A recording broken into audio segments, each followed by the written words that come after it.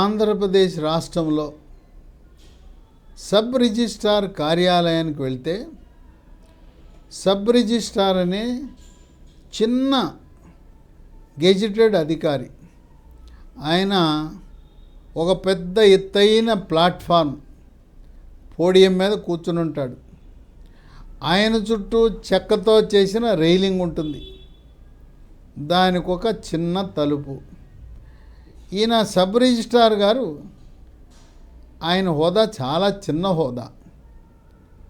ఆయన ఒక రాజుల దర్పంతో సింహాసనం మీద గద్దెనెక్కినట్టు కూర్చుని ఉంటాడు. అక్కడ కూర్చుని దాని మీద సంతకాలు పెడుతుంటాడు. మనం ఎప్పుడైనా పొలం కానీ స్థలం కానీ ఇల్లు కానీ రిజిస్ట్రేషన్కి వెళ్తే మనం అక్కడ సంతకం పెట్టడానికి లేదా ఏలు ముద్రలు వేయడానికి సబ్ రిజిస్ట్రార్ కార్యాలయానికి వెళ్ళాలి.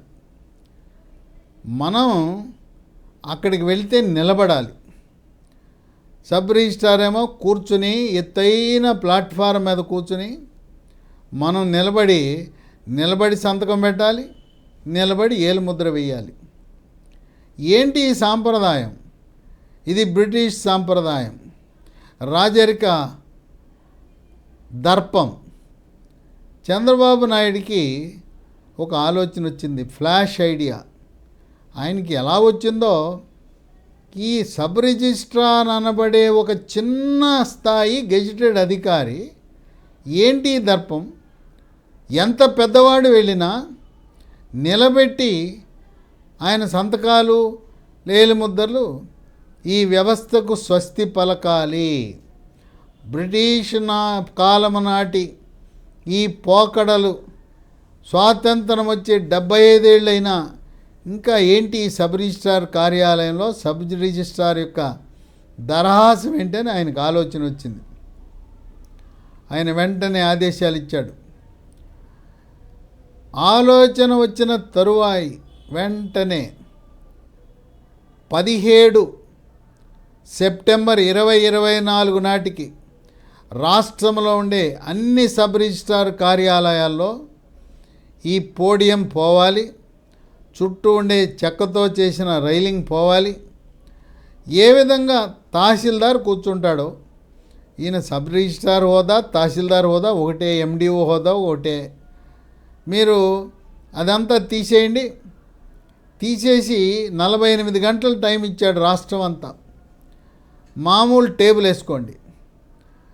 టేబుల్ ముందు ఎవరైతే రిజిస్ట్రేషన్ కొరకు వస్తున్నారో వాళ్ళ కొరకు 2, 3, 4 కుర్చీలు వేయండి. మీరు కూడా నేల మీదే కూర్చోండి, టేబుల్ వేసుకోండి. టేబుల్ వేసుకుని ఇంకో విషయం కూడా చెప్పాడు. ఒకవేళ ఏదైనా రిజిస్ట్రేషన్ ప్రక్రియ ఆలస్యమయ్యే పరిస్థితి ఉంటే అక్కడ వచ్చిన క్రయ విక్రయాల కొరకు వచ్చిన రిజిస్ట్రేషన్ కొరకు వచ్చిన వారికి మంచినీటి సదుపాయమే కాదు, ప్రభుత్వ ఖర్చుతో టీ కూడా సరఫరా చేయండి అని ఆదేశాలు ఇవ్వటం జరిగింది. రిజిస్ట్రేషన్ శాఖ ఈ క్రయ విక్రయాల ద్వారా భూములు, స్థలాలు, పొలాలు, బిల్డింగులు వీటన్నిటి ద్వారా ఎంతో ఆదాయం పొందుతుంది. సంవత్సరానికి దాదాపు 3,000 కోట్ల రూపాయల ఆదాయం వస్తుంది.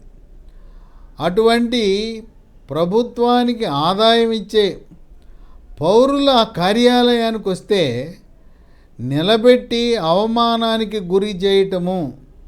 ఇక్కడ రిజిస్ట్రేషన్ కొరకు రాజకీయ పార్టీల నాయకులు వెళ్తారు, పారిశ్రామికవేత్తలు వెళ్తారు, అట్లాగే వివిధ హోదాలలో ఉండే అధికారులు, మాజీ అధికారులు, రిటైర్డ్ అధికారులు వెళ్తారు.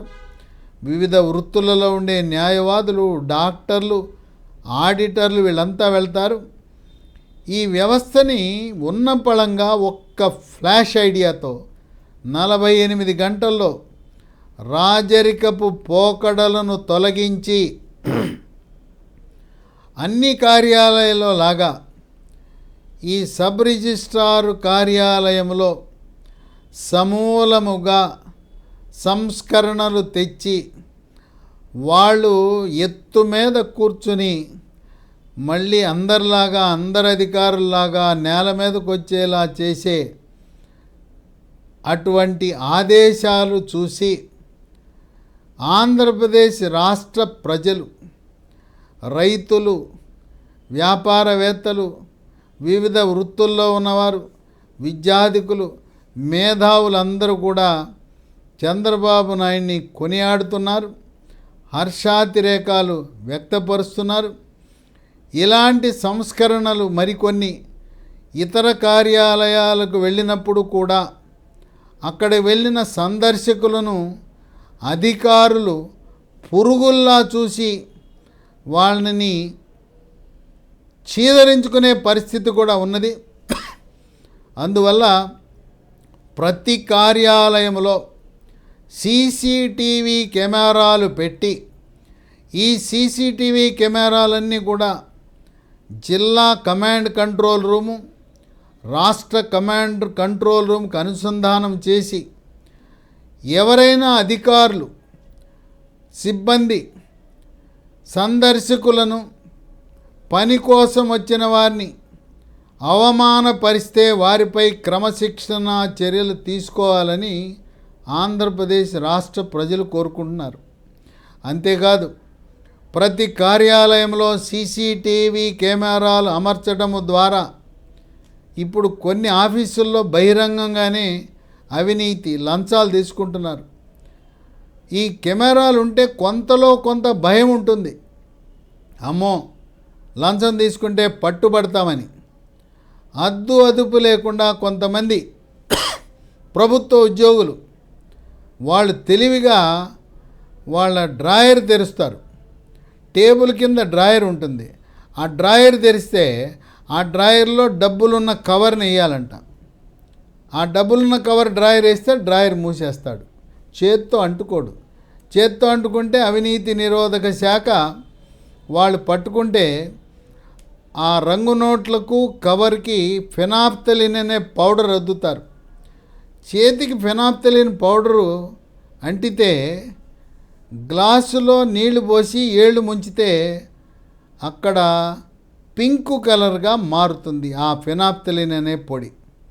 అందువల్ల ఈ అవినీతిని అరికట్టడానికి కొంతలో కొంత ప్రతి కార్యాలయంలో సీసీటీవీ కెమెరాలు పెట్టవలసిందిగా విద్యార్థికులు, మేధావులు, ప్రజలు కోరుకుంటున్నాడు. పెద్ద ఖర్చుతో కూడుకున్న అంశం కాదు.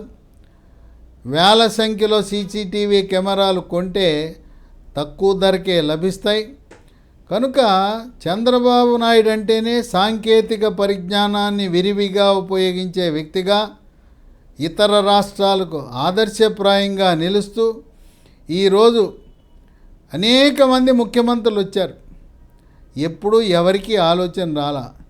సబ్ రిజిస్ట్రార్ ఏంటి, అంత ఎత్తు మీద కూర్చోవడం ఏంటి, వచ్చిన వాళ్ళని నిలబెట్టి ఏలుముద్రలు వేయించడం, సంతకాలు పెట్టించడం ఏంటని ఆయనకి మధ్యలో ఆలోచన వచ్చింది. వచ్చిన తరుణంలో వెంటనే ఆయన రెవెన్యూ శాఖ ప్రత్యేక కార్యదర్శికి ఆదేశాలు జారీ చేసి మంగళవారం అంటే 17 సెప్టెంబర్ తరువాత రాష్ట్రంలో ఎక్కడా కూడా సబ్ రిజిస్ట్రారు సింహాసనం మీద కూర్చోకూడదు. నేల మీద కుర్చీలో సాధారణ టేబుల్ మీద కూర్చోవలసిందిగా ఆదేశాలు ఇవ్వటం అనేది అదొక నమ్మలేని నిజంగా. ఆంధ్రప్రదేశ్ రాష్ట్ర ప్రజలు ఇలాంటి ముఖ్యమంత్రి మాకు ఆయన జీవించినంతకాలము శాశ్వత ముఖ్యమంత్రిగా ఆంధ్రప్రదేశ్ రాష్ట్రాన్ని పరిపాలించాలని కోరుకుంటున్నారు.